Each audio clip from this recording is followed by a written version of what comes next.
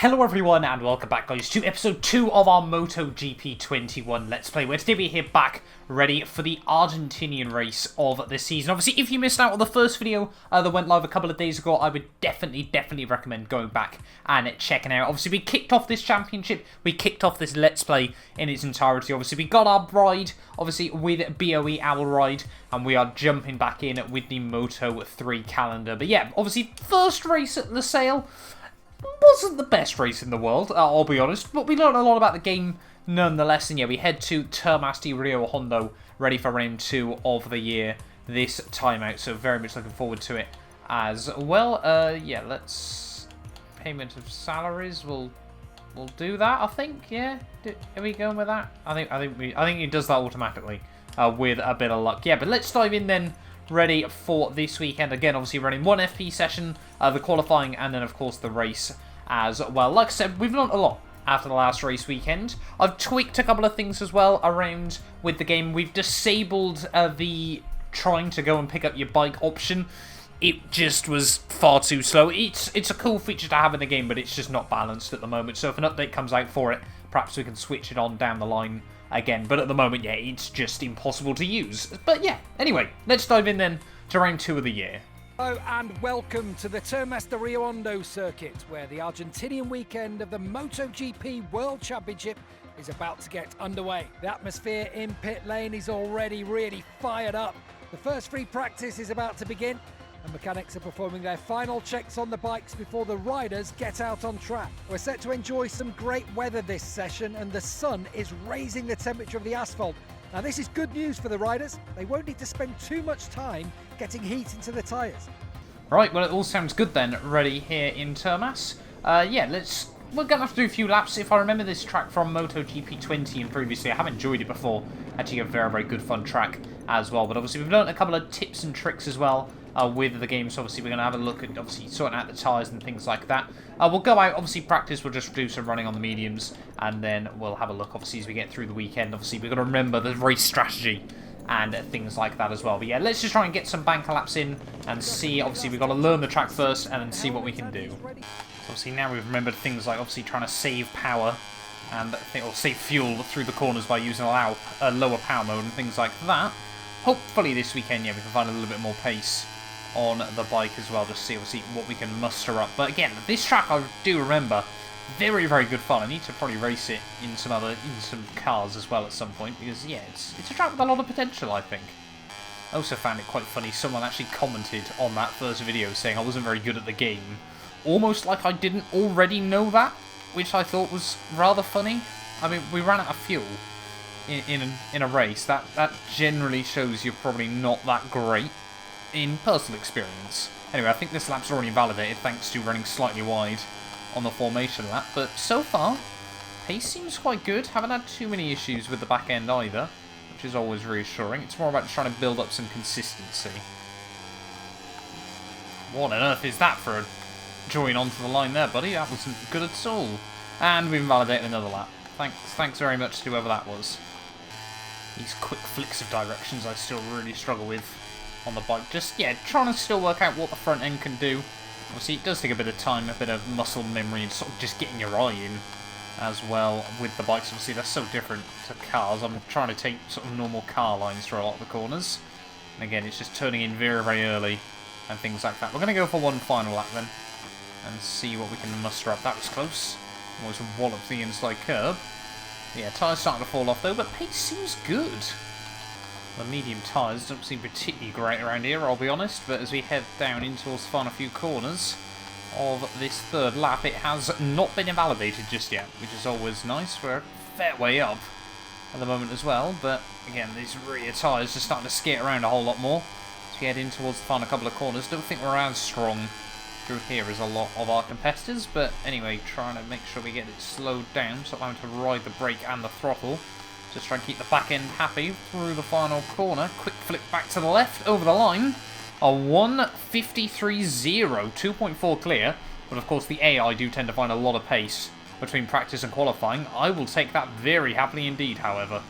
Well, there we go then. It is fastest at the end of free practice there. 2.4 clear. at the end of the session. But again, like I said, the AI tend to find a lot of pace between practice and qualifying. Hopefully we can find a little bit more. But again, we're still tweaking the AI. We're still trying to find what works for us as well. We were fast ahead of Foggia, Acosta, Rodrigo, McPhee, Masai, Sasaki, Fellon, Binder, and then who rounds out your top 10? It is Tatsuki Suzuki. Let's dive in then to quali. Everything's ready for the second qualifying session. In a while, we'll see the 14 riders who qualified from free practice and the 4 from first qualifying out on track together. So there we go, and that's good. Of course, I completely forgot the fact that we get through straight into Q2, ready for this weekend there. So you can see, obviously, the top 10, like I said, Alcoba, Guevara, Artigas, Garcia, Antonelli, Toba, Yamanaka, and Mino, all getting through into Q2 then. Let's see if we can try and put it on pole. So I don't know if the track then is a bit slower as we get ready for our first qualifying lap, but it seems... Eh? That's not good. Yeah, I was about to say, I think the track might have got a lot slower because apparently qualifying times are a lot slower than anyone's free practice times were. But our first lap is already out the window, apparently. I've really had to try and take as little out of these tyres as I can over the course of effectively our second out lap of the session. But as we head down in towards the final couple of corners, I'm not too sure which ride is in front of us. But we are still pretty close to them. I think we're running very, very low on fuel, though, as we head in towards the final couple of corners. So hopefully now we can try and get a good lap in, but we might need to fuel save just a little bit in a couple of places. That's a horrible run onto the lap, but it was a 55.2, so still very fast. But now we might have to fuel save a bit on this lap. I think we're really going to be cutting it fine on fuel by the time we get round to finish off this lap. We've got about 0.6 laps left in the tank as we head out of another hairpin. This track's got a lot of those, to be fair. Probably why I feel I'm a little bit stronger at the moment, though. We are going fast as we head down the hill in towards Sector 3. Got to watch the rear tyre temps, though. Just give them a chance to cool down as we head in towards the final few turns of Sector 3. Come on, just keep it tidy. That's the aim. Oh, big wheelie there. As we head in towards the final sector, running horribly wide. That's going to throw away a lot of time. As you can see there, people are now getting a whole lot faster. A 54.7 isn't now the time to beat, but our rear tyre is absolutely screaming as we head in towards the final couple of corners. Oh, big lock up there on the way in. Try and rotate the bike through the final turn. It's going to be a 54.0 though at the end of our first lap. That's exactly what we need. Currently fastest by 0.6, but everyone else is going to go a whole lot quicker. And there we go then, pole position ready for the Argentinian Grand Prix. What a turnaround in comparison to last week there. 0.6 clear of Pedro Acosta in P2. Rodrigo, Artigas, Migno, Messiah, Suzuki, McPhee, Toba, and then you can see Guevara rounding out your top 10 there. 10 cars separated, 10 bikes, sorry. 10 bikes, I should say, separated by less than a second at the end of qualifying. But now we're going to have to go on to some harder tyres, and let's see what we can do in the race. Hello and welcome to the Termas de Rio Hondo circuit in Argentina for live coverage of the Moto3 race. The sky above the track has been cloudy for a few hours now, but having consulted the official forecast, Race Direction have decided to declare a dry race. We're now out on the starting grid where everything seems ready. It's always difficult to predict the results of a Moto3 race, but the riders we're looking at right now definitely seem to be some of the favourites. Right, well here we are then, ready on the grid for round 2 of the season. We need a top 15 to achieve our race goal, but we all know there is a good chance of trying to get our first race victory of the season on the table here today. In terms of tyres, I'm going to run hards front and rear. I'll be honest, it might be a little bit too much, or not quite enough grip, but I just desperately obviously want to get to the end of a race with some tyres in nick as well there. 8.1 kilos, 11 laps worth of fuel. I think it's a 9 or 10 lap race once again, this one here today.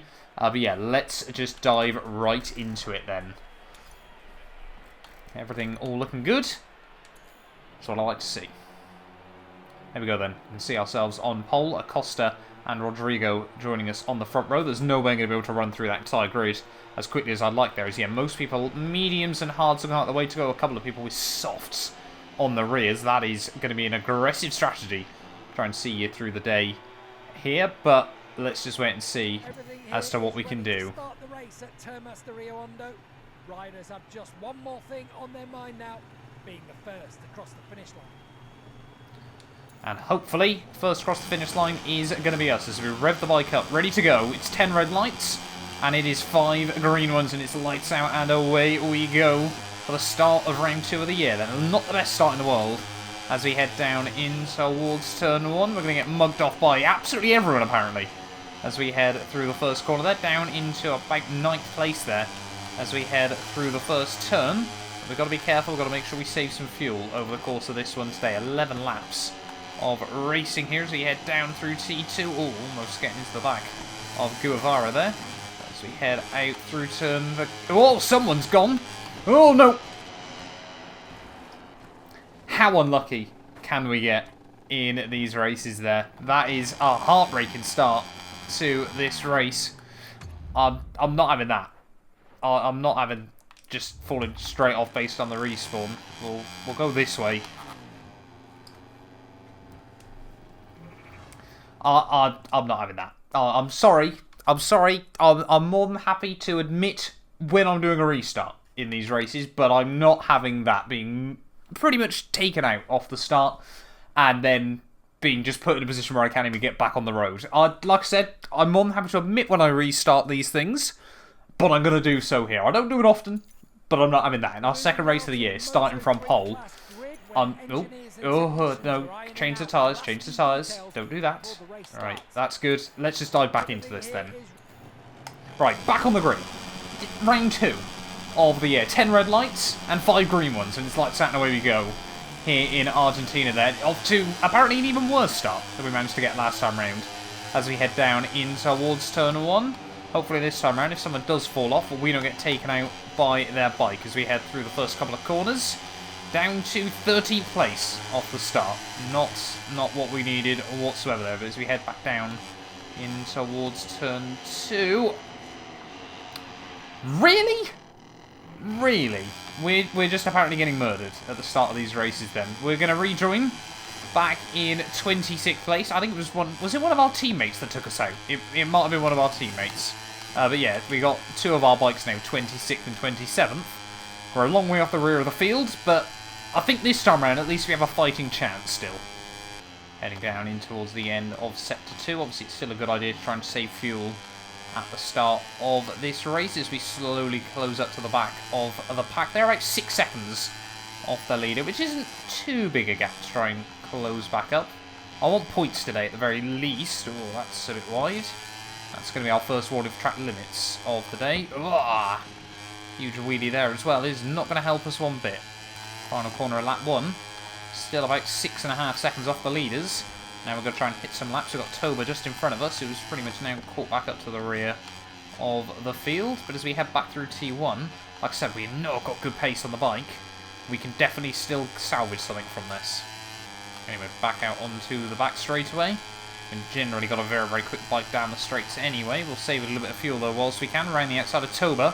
And yeah, now we are back in the mix in this race. Kunai as well, maybe Fanatec, as we head down in towards the next couple of corners there. But obviously with that extra top end speed, as we have to brake so early into the corners there. Kunai, oh, that's very, very aggressive, but we will get back up the inside of him. And we're up into 24th in this race. Maybe get past Fanatec and Onku as well. Just got to be careful, just got to be careful. And we're making up, we're now starting to pick up some spots in this race. This is exactly what we need so far on only lap 2. That's not what we need though, just running a bit wide. Izdihar now the next bike in front. Still really struggling to get the front end rotated through the final corner there, as that's the new fastest lap of the day. Not 100% sure if MotoGP has bonus points attached to the fastest lap, but we'll take it nonetheless. Tyres though, it's actually the front taking a bit of a beating at the start of this one. I've still got to be careful. Now we're closing up to the back of Izdihar. There we go, flying past him. So we head up the straight, and now, yeah, we're into the true sort of midfield group in this race. Fernandez, De Pasquale, and Tatai. Can we hold on? No, we definitely cannot. They're so brave into the corners. But again, we should be able to get at least one of them on the exit. There goes Fernandez. Back up into the top 20 then of this race. But again, we've still really got to look after the front tyre. I think this is why everyone's so slow through corners like this, because they're trying to play the long game. Oh, that was close. Well, it wasn't close, it was contact, but no one went down. Down in towards the final couple of corners of lap 3. We do need to start being careful with the track limits. We've already picked up 3 warnings, all of them are very minor infringements, unfortunately. I think I've got it still on strict, though, so it's only fair enough. At the end of the day, that finally nailed the final turn as well, as that is a 54.7. We've got a lot of spare fuel, though, at this stage of the day. Still got 3/4 of a tank to get round a couple more bikes in towards turn 1. We're just threading the needle, though, at the moment. I think this is Salak just in front of us now. I think it is, as we head out of the first corner. But yeah, only on lap 4 of this race. And yeah, those front tyres are still not looking great. It is Salak just in front of us, and Pinelli up in P16, as we'll try and get another good run out onto the back straight, using all the power available to us. Try and really tuck in as well on the bike. As you can see now, again, closing in Antonelli, Garcia, and a few others as we head down the back straight. Save a bit of fuel. Nice and easy on the fronts as you get towards the braking zone. And again, it's just the same thing, lap after lap. Oh, I just don't want to have any contact with anyone. I'm so worried that we're going to get knocked off and be right back at the rear of the field once more. I'm a bit reluctant to make sort of the big brave moves at the moment, because of course I'm still trying to look after the fronts. This corner has been our worst so far for track limits. We've only had 2 warnings through here. Just as the bike gets light over the top. Just he tries to drag you to the outside. This time around we've kept it clean though. That's very, very scary over the curbs, yeah. Fronts are not looking good though, we're going to have to nurse those towards the end of this. If we can keep the rears in good nick as well, that's just as important. The inside of Antonelli, we'll have a bit of a sneak. A little bit of contact between the pair of us, but I think we've pulled it off. So he head now out onto the back straight. He's going to almost keep the nose there, but again we're going to get up the power again. Try and use all of this straight line speed that we've got past Alcoba and Yamanaka as well. Oh, a little bit of contact. That was quite the intention as we go past Foggia and Sasaki as well. Back up inside the top 10 perhaps. We'll see how many of them get back past us in towards the braking zone. Only Binder and Foggia, I think. Oh no, that was Sasaki even. Getting back up the inside. There's a couple of big swings from the back end. As Foggia does then sneak past us as well. We might have a look back round the outside of him. I want to be back up inside the top 10 if possible. Oh, you can just see the understeer though. So yeah, the front's really starting to suffer a bit more. Almost about halfway through this race now though. We should be able to hold on to them. Should being the key word. Come on then, lap 6. Let's see if we can get closer to Suzuki. And Artigas just in front of us. They're still duking out between the pair of them. We just about get underneath. Maybe I'll look past Masai and Guevara as well. So we head up the back straightaway. John McPhee up into P4 of this race. But again, we're still just trying to use everything we've got down the straight. And trying to be a little bit more cautious into the corners. Oh, Guevara getting very, very close to the back of us there. But we do hold on. A bit of P5. We can see the leaders. Things are looking good. Oh, horrible mistake out the final corner. That was where we clipped the inside curb too much. Masai and Guevara get back past us as we head back in towards T1. I think at the moment these tyres are probably going to go off towards the end of lap 9, start of lap 10. But again, we've still got a little bit of pace in the pocket that we've got over everyone else at the moment. So it might just even it out even more. Guevara sat on the inside. Can we do what we did to these guys last lap? Got to be very, very careful though. We're on a final warning for track limits, otherwise we'll get the long lap penalty. Being very, very aggressive with Messiah there, but we do make the move on the pair of them once more. Hopefully we'll close up to John McPhee as well. Look at the straight line speed we got in this bike, 230 kph. Breaking down in towards the next corner though. Surely he's going to go back up the inside. There he goes. Can't say I'm all too surprised. Or a little bit of contact though on the exit. Oh, you can just see now how little grip the front end's got. Front end just lifting up, wheeling at every possible opportunity now. Round the outside of John McPhee. I remember the 4th with just 4 laps to go though. Can we hold on? Or can we still gain a bit more? Although the tyre wear hasn't been particularly great this race, I must admit the tyre temps on the other hand, being on the harder rubber, is certainly pretty much throughout the entirety. There's not been a single issue whatsoever. Every time I've looked at it, pretty much it's remained green as, yeah, at the moment. Still setting fairly consistent lap times, sort of in the 53s and 54s. As we close it to Migno down the straights. Definitely not going to be close enough to go for anything, though. Nor brave enough either, I think, is the other key thing there. But we are slowly taking more and more time out of the top three. Migno Acosta, and I'm not too sure, actually, who's in the lead. Is it Rodrigo? I'm pretty certain it's Rodrigo. Oh, that was so close to a warning. That would have been a long lap penalty. We don't want that. 3 to go. And the gap's starting to pretty much level out at the moment to the top guys. It might be a case of trying to defend positions in the final couple of laps using the straight line speed. And then just clinging on through the corners. Oh, that was nailed though. If I do say so myself. We've got a good gap to the guys behind now. We're certainly pulling away from them. With 3 laps to go. This could be a good 4-bike scrap for the win. Oh, good run again. As we head out into the back straight. Should have looked past Migno. And maybe Acosta here as well. Might be able to get past Rodrigo as well. As we head down the back straight. We've got to take our opportunities and up into the lead we go. Bearing in mind, obviously, we were pretty much last at the start of this race after getting taken out. As we head down in towards the corner. Are we going to get sent? No, we are not, apparently. Oh, my God.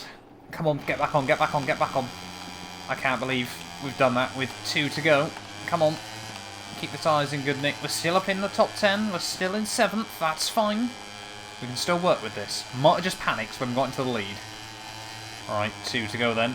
Here from Argentina. The front tyre is not in a good state at the moment. You can see the right-hand side of it is completely destroyed as we fly past a couple of bikes once more. Can we get past Guevara into the braking zone? We're very, very brave on the brakes, but again, we've got to be careful. Don't want to do the same thing we did last time round. No, we cannot at the moment. Well, I mean, the main aim is points, remember. That's what we need to score here. We just need to try and get some good points on the board, but I want a big result if possible. Really just rewrite the wrongs of last time. Well, it's Guevara. You can see they're getting very, very feisty. Don't get the penalty. That was incredibly close. As we head towards the final lap, though, of this race, we've been sat for about half this race on 4 out of 5 warnings. If we get that final one, we'll have to do the LLP. But at the moment, it's that fine balance between trying to attack still, trying to manage the tyres, and manage the track limits. Fuel's fine, however, and the rear tyres are fine, so all the issues we had last week, no longer an issue, apparently. I want to be close enough to Guevara on this final lap to go for a move of somewhere. Probably down the straight is going to be our best chance if we can get a big run out of here. Really use the last of the front tyre there. You can see that right-hand side is basically all gone now. As Guevara, very slow still down the straight. Some things never change in this race there. We're back up into P4 of the day. Can we get the bike slowed down though in towards the hairpin? Migno not too far in front of us, as well as Acosta and Rodrigo, but I think those guys are looking safe for the podium. Unless one of them mistakes a mistake right at the very end. Guevara, though, still close behind us. Is actually the front end still feeling alright. It's still biting through the fast corners. It's just through the slower stuff where we really tend to struggle. In towards this hairpin for the final time in this race. Just you can see the back end now starting to kick out as well. We have really pushed this to the absolute limit, but we've certainly rewrote a lot of the wrongs from last time.